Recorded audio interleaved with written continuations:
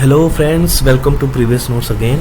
आज की हम इस वीडियो में state of Bombay versus FN Balsara के केस को डिस्कस करने जा रहे हैं। ये आर्टिकल 13 की केस लॉ सीरीज़ का केस लॉ नंबर 4 है और आपको ये वीडियो देखने के बाद डॉक्ट्रिन ऑफ सेवरेबिलिटी का कंसेप्ट भी एकदम से क्लियर हो जाएगा। अगर आपने हमारे आर्टिकल 13 की बाकी वीडियोस को नहीं देखा है तो आप उन्हें गो थ्रू कर सकते हैं, क्योंकि हम केस लॉ के साथ ही आर्टिकल्स को एक्सप्लेन कर रहे हैं और हमारा मोटिव है कि प्रैक्टिकल नॉलेज के साथ बताया जाए ताकि एक बेटर अंडरस्टैंडिंग आपको मिल सके। And before starting this video I would request, अगर आपने हमारे चैनल को अभी तक सब्सक्राइब नहीं किया है तो फटाफट से सब्सक्राइब करके बेल आइकन दबा दीजिए। हम इसी तरह के वीडियोस इस चैनल पर लाते रहते हैं। Let's start. देखिए, ये जो केस है वो बेसिकली आर्टिकल 13 सब क्लॉज 2 पर कंसंट्रेट करता है, जो कि कहता है कि स्टेट कोई भी ऐसा लॉ नहीं बनाएगी जो टेक अवे करे या अब्रीच करे फंडामेंटल राइट्स को, और अगर कुछ ऐसा लॉ आता है तो वो उस एक्सटेंट तक वॉइड माना जाएगा, किस एक्सटेंट तक, जिस एक्सटेंट तक वो अब्रीच करता है, टेक अवे करता है हमारे फंडामेंटल राइट्स को। फॉर एग्जाम्पल, अगर कोई लॉ बनाया गया है जिसमें कुछ पर्टिकुलर सेक्शंस जो है वो फंडामेंटल राइट्स के अगेंस्ट है, तो वो पर्टिकुलर सेक्शंस ही वॉइड माने जाएंगे, बाकी लॉ वॉइड नहीं माना जाएगा। ठीक है।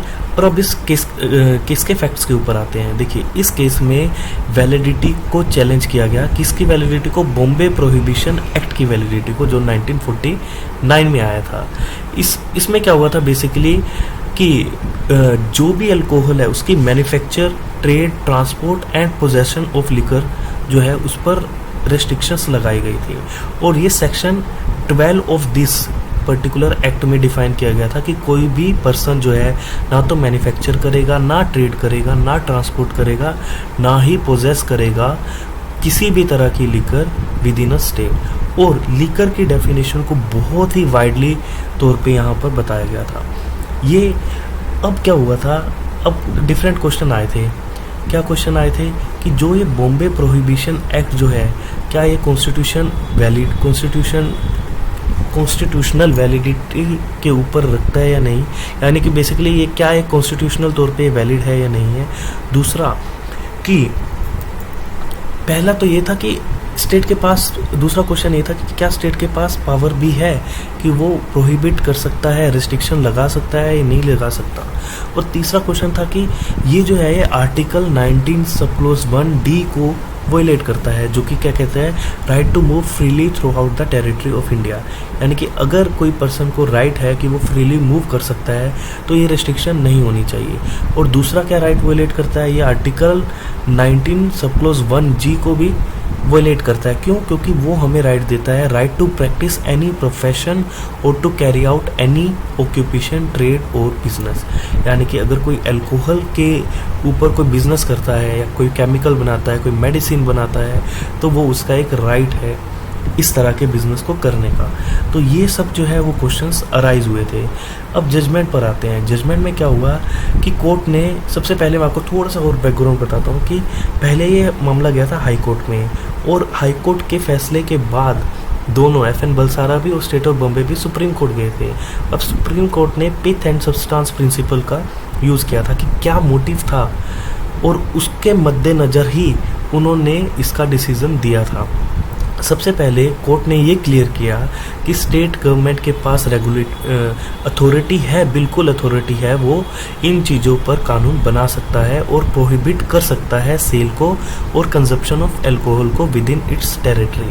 यानी कि ये तो है ये। और आपकी और नॉलेज के लिए देखिए, आर्टिकल 19 में जो भी हमें राइट दिया गया है उसकी रेस्ट्रिक्शन भी है, यानी कि सर्टेन पब्लिक मोरालिटी के नाम पर, सेफ्टी के नाम पर हम उस पर रीजनेबल रिस्ट्रिक्शंस लगाई जा सकती हैं। तो सुप्रीम कोर्ट ने भी ये कहा कि हाँ, अथॉरिटी है और वो ये कर सकते हैं। लेकिन सुप्रीम कोर्ट ने, जैसे मैंने कहा, पिथ एंड सब्सटेंस प्रिंसिपल का यूज़ किया और उन्होंने कहा कि सम ऑफ द प्रोविज़न जो हैं इस एक्ट के वो इनवैलिड हैं। लेकिन सारा का सारा उन्होंने एक्ट को इनवैलिड नहीं किया। वो किस एक्सटेंट तक इनवैलिड बताए? So far as it affects the possession of liquid medicine and toilet preparations containing alcohol. यानी कि अगर कोई मेडिसिन पर्पस के लिए अल्कोहल का यूज़ कर रहा है या टॉयलेट प्रिपरेशन से के लिए, यानी कि जो मटेरियल होते हैं, जो केमिकल्स यूज़ होते हैं, तो अगर उनमें अल्कोहल का यूज़ होता है तो वो उस एक्सटेंट तक उसे यूज़ किया जा सकता है। उसके ऊपर ट्रेड भी हो सकता है, उसका ऑक्यूपेशन भी हो सकता है, बिजनेस भी हो सकता है।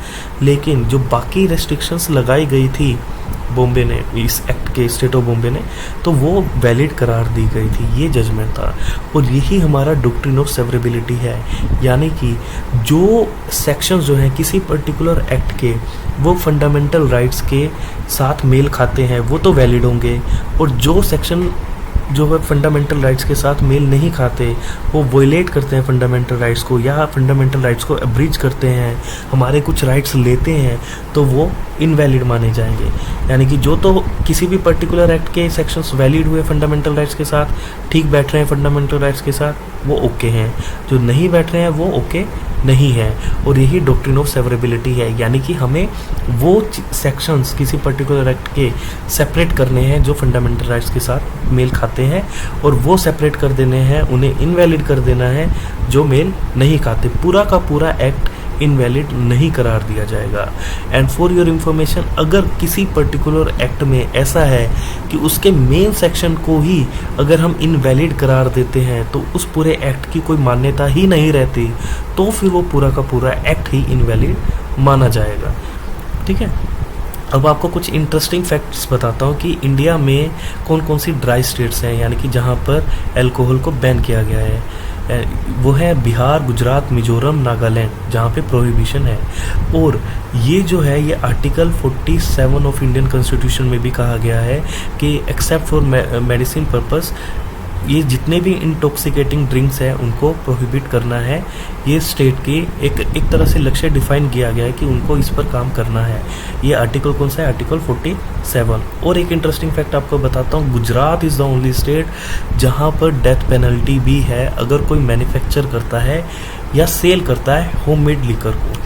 और आपको सबसे इंटरेस्टिंग फैक्ट बताता हूँ कि अगर अल्कोहल कंजप्शन की लीगल एज क्या है इंडिया में, इन जनरल ये 21 ईयर है, लेकिन गोवा, हिमाचल, JNK, राजस्थान, लद्दाख एंड सिक्किम में ये एज 18 साल की है। लेकिन सबसे इंटरेस्टिंग फैक्ट, दिल्ली, चंडीगढ़, महाराष्ट्र और पंजाब में legal age of drinking is 25 years. तो अगर आप यहाँ पे कंज्यूम कर रहे हैं अल्कोहल और आप 25 ईयर्स के नहीं हैं तो ये एक पनिशेबल एक्ट है। कैसा लगा आपको वीडियो हमारा, आप कमेंट सेक्शन में बता सकते हैं, और हमारे चैनल को सब्सक्राइब करना मत भूलिएगा, शेयर कर सकते हैं अपने फ्रेंड्स के साथ, और मिलते हैं आपसे नेक्स्ट वीडियो में। टिल द टाइम, जय Hind and thanks for watching this video.